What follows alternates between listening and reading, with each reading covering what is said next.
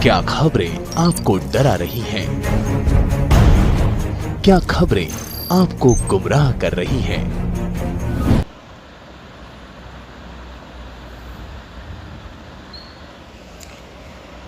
केंद्रीय वन मंत्री भूपेंद्र यादव ने टहला में सीएससी भवन सहित 27.5 करोड़ रुपए की लागत से विकास कार्यों का लोकार्पण कार्यक्रम में कहा कि पर्यावरण संरक्षण के साथ पर्यटन को बढ़ावा देना, विकास को गति दी जाएगी।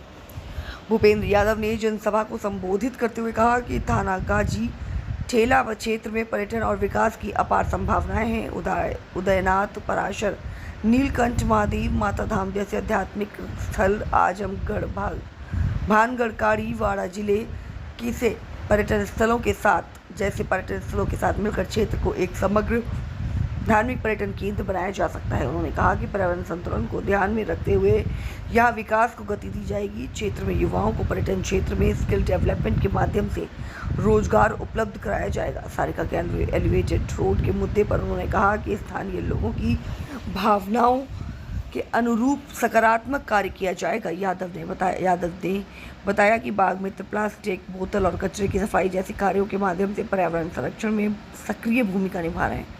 उनसे क्षेत्र की सुविधाएं बेहतर होंगी और स्थानीय स्तर पर चिकित्सा सेवा सुलभ होगी। अलवर की डेयरी सुदृढ़ीकरण के किसानों को मिलेगी आर्थिक मजबूती। जिले के किसानों और पशुपालकों को आर्थिक रूप से सशक्त बनाने के लिए 300 करोड़ रुपए की लागत से 5 लाख लीटर प्रतिदिन क्षमता का नया दुग्ध संयंत्र स्थापित किया जा रहा है। राष्ट्रीय गोकुल मिशन के तहत पशु नस्ल सुधार, उन्नत चारे के बीज और राजीविका के माध्यम से महिलाओं की आय वृद्धि के प्रयास किए जा रहे हैं। उन्होंने कहा कि जिले की बड़ी संख्या में लखपति दीदी तैयार की जाएंगी। प्रधानमंत्री नरेंद्र मोदी एवं मुख्यमंत्री राजस्थान सरकार भजनलाल शर्मा द्वारा पूर्व राजस्थान को ERCP योजना से जोड़ने के लिए किए जा रहे प्रयासों की चर्चा करते हुए बताए कि इस योजना की प्रथम चरण की DPR बन चुकी है और इसके अलवर को भी लाभ मिलेगा। रूपा रेल नदी के पुनर्जीवन कार्य के बारे में उन्होंने जानकारी दी और कहा कि बार बार चुनाव होने से विकास कार्यों में रुकावटें आती हैं। इसी कारण प्रधानमंत्री नरेंद्र मोदी ने एक देश एक चुनाव की पहल की है। सबसे पहले तो मैं आपको बधाई देना चाहूंगा कि टहला में हेम सिंह जी के लगातार प्रयास के कारण आज राष्ट्रीय सामुदायिक स्वास्थ्य केंद्र का हम लोकार्पण कर पाए हैं। आप सभी को बहुत बहुत बधाई। और हम तो राजनीति को बिना भेदभाव के करते हैं। मैंने तो गांधी जी से भी कहा था, मैंने पूछा भी पत्थर पे नाम देखा, उन्होंने कहा लिखा है।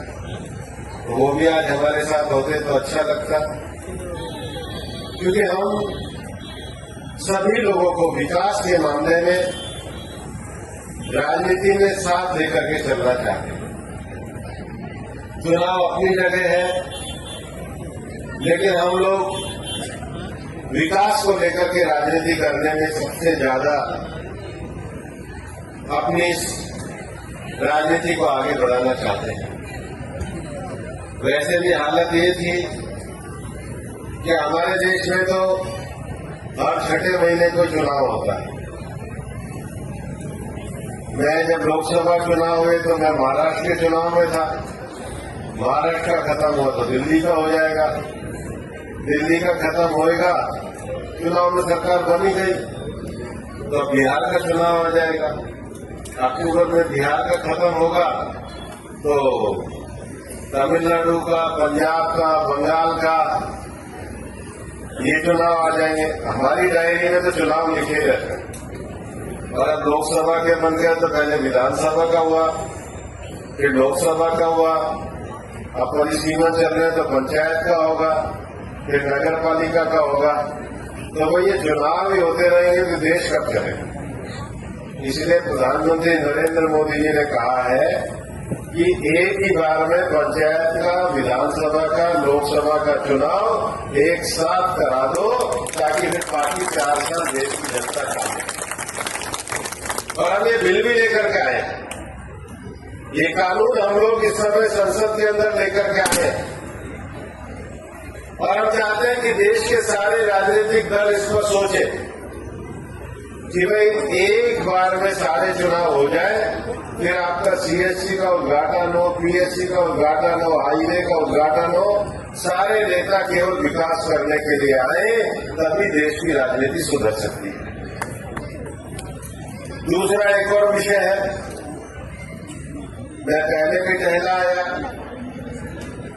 हमारे यहां पर एक बार दक्षिण के कोई मंदिर में केस चला।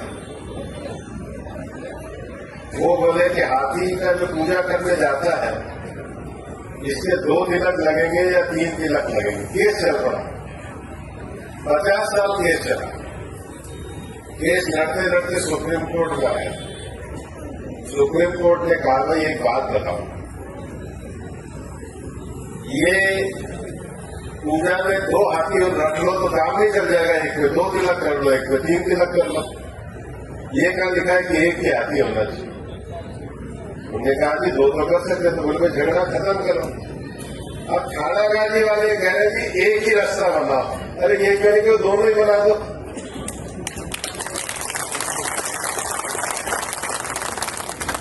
दिल्ली बॉम्बे जाने का मोदी जी से पहले 1 रास्ते थे, 2 रास्ते थे। कितने रास्ते थे भाई? और अब कितने हो गए? अच्छा, दिल्ली में मोदी जी के आने पहले अलवर में तो मेडिकल कॉलेज था, अब कितने हो गए? तो ज्यादा आते भी चीज पे ध्यान दिया करो। ये जो भड़काने वाले लोग हैं, ये सब कांग्रेस के समय के लोग हैं। ये मोदी जी के राज में सब्र करो, सारे रास्तों का, एलिवेटेड का भी, सब चीजों का काम पूरा